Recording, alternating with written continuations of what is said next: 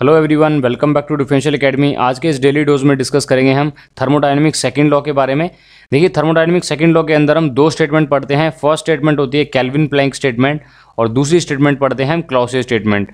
अब दोनों स्टेटमेंट में क्या क्या डिफरेंसेस हैं और इनके जनरल लाइफ में क्या सिग्निफिकेंस है, सबको डिटेल में देखेंगे और कंसेप्ट को हम जनरल लाइफ से एसोसिएट करेंगे ताकि एग्जाम्पल के तौर पर आप अच्छे से चीज़ों को मेमोराइज कर पाओ। ठीक है, स्टार्ट करते हैं। देखिए, सबसे पहले बात करते हैं केल्विन प्लैंक स्टेटमेंट की।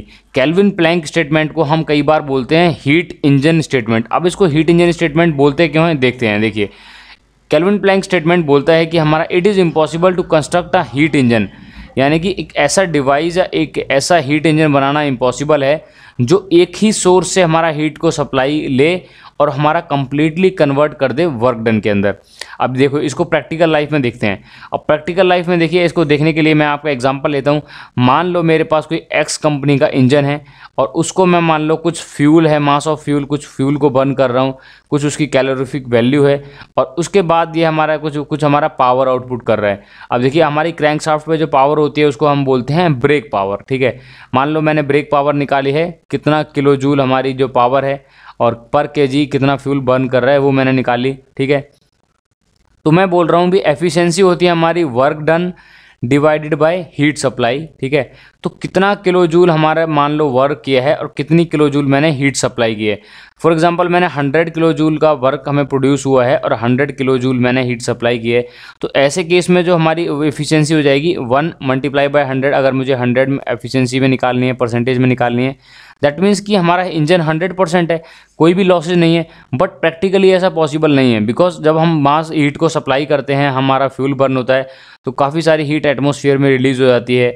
हमारे इक्विपमेंट्स हैं, हमारे कंपोनेंट्स हैं जो कि हमारे कपल्ड होते हैं क्रैंकशाफ्ट के बाद साथ में, तो उससे हमारी काफ़ी ज़्यादा पावर का लॉस हो जाता है। ठीक है, तो पावर लॉस भी हमारी 100 ना होकर कुछ हमारी 80 या 70 होगी और हीट सप्लाई अगर मैं 100 करता हूँ, दैट मीन्स क्या है, बीच में डिफरेंस है। ठीक है, तो ये हमारा क्या हो जाएगा, एफिशिएंसी लेस देन 100 हो जाएगी, बिकॉज आपका क्या है, डिनोमिनेटर ज़्यादा है और न्यूमिनेटर कम है। ठीक है, इसका मतलब क्या है, कोई भी एफिशिएंट हमारा इंजन है वो हमारा 100% एफिशिएंट नहीं हो सकता। तो यही स्टेटमेंट बोली थी हमारी केल्विन प्लैंक ने और इसको बोला गया हीट इंजन स्टेटमेंट। ठीक है, तो यानी कि जो हमारा QR है, जो Q रिजेक्टेड है, वो हमेशा जीरो कभी नहीं हो सकता, वो कुछ ना कुछ वैल्यू एग्जिस्ट करेगी। ठीक है, अब वो कितनी करेगी वो डिपेंड करता है हमारे इंजन के ऊपर, कौन सा इंजन है और हमारे कौन सा फ्यूल है और कैसे उसका ऑपरेशन कंडीशन है। ठीक है, तो ये बताती है हमारे केल्विन प्लैंक स्टेटमेंट को। और बेसिकली जो स्टेटमेंट है हमारी, ये दोनों क्या है, हमारी इम्पॉसिबल स्टेटमेंट बताती हैं। तो हम इनका रिवर्स लेके चलते हैं जनरल लाइफ में, हम पॉसिबल चीज़ें जो पॉसिबल हैं वो चीज़ बनाते हैं। तो देखते हैं एक्चुअल इंजन काम कैसे करता है। देखिए, ये बता रहा है हमारा एक्चुअल इंजन कि हमने Q1 क्या है, हीट को सप्लाई किया। अब जितना मान लो हमने 100 kilo joule of heat supply की है मान लो, और उस 100 किलो जूल में से मुझे क्या है 80 किलो जूल हीट, एक 80 किलो जूल का क्या है मुझे वर्क मिल गया है। ठीक है, 80 किलो जूल का मुझे काम मिल गया है और मेरा जो 20 किलो जूल है वो हमारा रिड्यूस हो गया है, रिजेक्ट हो गया है, वो हमारे किसके अंदर, एटमॉस्फेयर के अंदर, जो हमारे लॉसेज हैं हमारे उसमें चला गया है। ठीक है, तो यहाँ पे हमारा एफिशिएंसी अगर आप कैलकुलेट करोगे, that is work done divided by heat supply. ठीक है, और वर्क डन कितना है आपका 80 किलो जूल। ठीक है, और ये आपका हो जाएगा, आपका Q सप्लाई कितना है 100, दैट इज़ मतलब क्या है आपका 0.8। अगर आप 100 से मल्टीप्लाई करोगे तो 80% एफिशिएंट, यानी कि अभी भी 100% नहीं है। तो ये हमारी सिचुएशन होती है, ये बताती है पॉसिबल हीट इंजन को। और अगर आपको वर्क डन कैलकुलेट करना है तो आप वर्क डन निकाल सकते हो। आपका work done that is heat supply by the high temperature source and heat rejected to the low temperature sink. ठीक है, दैट इज हो जाएगा 100 minus 20 that is equal to 80 kilo joule. ठीक है, तो यानी कि क्या है, हमारा ऐसा इंजन बनाना तो पॉसिबल है जो कि हमारा एक टेम्परेचर हायर टेम्परेचर से आप एनर्जी लेके लो टेम्परेचर पर रिजेक्ट कर रहा हो और कुछ अमाउंट ऑफ वर्क डन कर रहा हो। ठीक है, बिकॉज जनरल लाइफ में भी हम यही देखते हैं कि हम जो फ्यूल सप्लाई करते हैं उसका कुछ अमाउंट ऑफ हमारा फ्यूल का जो एनर्जी है in form of heat, in form of power हमारा रिड्यूस हो जाता है, लॉसेज हो जाते हैं और उसमें काफ़ी हमारी जो यहाँ पर आपका 40, 60 से 70% तक ही हमारी कोई भी डिवाइस जा पाता है। और 70% अगर मैं बोल रहा हूँ तो ये बहुत ज़्यादा है। मैक्सिमम तो हमारे 50 to 55% ही एफिशिएंट होते हैं मोस्ट नॉर्मली जो इंजन्स होते हैं हमारे। ठीक है, तो ये हमारा स्टेटमेंट बताता है आपके केल्विन प्लैंक स्टेटमेंट को। अब देखते हैं, देखिए हमारी क्लॉसियस स्टेटमेंट। अब क्लॉसियस स्टेटमेंट को हम बोलते हैं रेफ्रिजरेटर स्टेटमेंट। अब रेफ्रिजरेटर स्टेटमेंट क्या है, तो देखिए अब ये हमारा बोलता है it is impossible to construct a device, मतलब एक ऐसा डिवाइस बनाना बहुत मुश्किल है जो कि क्या करता है, हीट यानी कि अमाउंट ऑफ एनर्जी, ठीक है, जो हीट या फिर अमाउंट ऑफ एनर्जी है जिसको हम रेफ्रिजरेशन इफेक्ट बोलेंगे आगे आरएसी के अंदर, तो हीट रिजेक्ट कर रहा है ठंडी से, ठीक है, और उस ठंडे से हमारे लो टेम्परेचर सोर्स से हीट रिजेक्ट करके हाई टेम्परेचर सोर्स को दे रहा है और उसके लिए हमें कोई भी काम ना करना पड़े, ठीक है। तो ये ऐसा डिवाइस बनाना इम्पॉसिबल है और ये हमारी स्टेटमेंट थी क्लॉसियस स्टेटमेंट के अकॉर्डिंग, ठीक है। अब देखते हैं इसका जनरल लाइफ एग्जांपल। देखिए आपके घरों में देखिए रेफ्रिजरेटर होता है। अब रेफ्रिजरेटर जब हम क्या करते हैं, रेफ्रिजरेटर के अंदर जो स्पेस होता है वो क्या होता है, मान लो आप क्या है, मान लो इसका टेम्परेचर है मान लो 10 डिग्री सेल्सियस और बाहर है 27 डिग्री सेल्सियस। अब रेफ्रिजरेटर क्या करता है, इस चीज़ को क्या है 0 डिग्री सेल्सियस पे लाता है। अगर मान लो मैंने पानी को जमाना है तो इस ठंडे से लो टेम्परेचर से हीट को रिजेक्ट करके आउटवर्ड्स करेगा, यानी कि क्या करेगा, हमें लो टेम्परेचर से हीट को रिजेक्ट करना है हाई टेम्परेचर की ओर। बट हीट की टेंडेंसी क्या होती है, वो हमारी चलती है high temperature to low temperature. जैसे अगर मैं कोई गर्म बॉडी को टच करता हूँ तो क्या है, जो हमारा कोल्ड कॉर्नर है और जो अगर मैं पकड़ता हूँ तो हॉट कॉर्नर से क्या होगा, हीट फ्लो करेगी कोल्ड कॉर्नर की तरफ और मेरा हाथ गर्म होने लगेगा, ठीक है। जैसे मैं अगर कोई भी अगर स्टिक पकड़ता हूँ, मेटेलिक स्टिक है, ठीक है, तो बट यहाँ पे उल्टा हो रहा है। तो हमें इसको कराने के लिए हमें क्या होता है, वर्क डन देना पड़ता है। अब वर्क डन किसके हम करते हैं, हम देखिए कंप्रेसर को चलाते हैं और कंप्रेसर चलाते हैं हम किससे, इलेक्ट्रिसिटी से, यानी कि हमें क्या है कंप्रेसर वर्क करना पड़ रहा है जिसकी वजह से हम हीट को रिजेक्ट कर पा रहे हैं with the help of refrigerant, जो कि क्या कर रहा है, हीट को एवेपोरेटर से हमारा क्या करता है, रेफ्रिजरेंट उसको अब्जॉर्ब कर लेता है और हीट को रिजेक्ट कर देते हैं हम हमारे ट्यूब्स के थ्रू, ठीक है। जो आपकी फिन्स लगी होती हैं बैकग्राउंड में, ये हीट रिजेक्शन के लिए लगी होती हैं, जो कि हमारा हीट को रिजेक्ट कर देता है रेफ्रिजरेंट एटमॉस्फेयर के अंदर और वापस ठंडा होकर फिर दोबारा रेफ्रिजरेंट हमारा चला जाता है फ्रिज के अंदर, ठीक है।